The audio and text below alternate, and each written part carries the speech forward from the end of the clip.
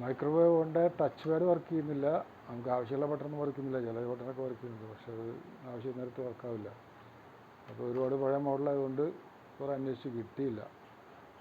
അപ്പോൾ ഞാൻ ചെയ്ത പണി എന്താണെന്ന് വെച്ചാൽ അതിനകത്തെല്ലാം ചെറിയ പുഷ് ബട്ടൺ സ്വിച്ചുകൾ വരുന്നുണ്ട്. ഇത് കണ്ടേ,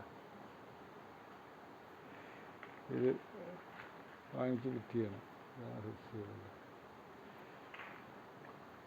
അതിനകത്ത് വെച്ചിട്ടുണ്ട്. ഇനി അത് കണക്ഷനെല്ലാം കൊടുത്ത് നമുക്ക് ഇവിടുന്ന് പാഡ് ഒട്ടിച്ച് കഴിഞ്ഞാൽ വർക്കാവും.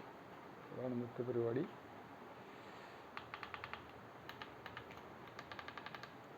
ഓക്കെ.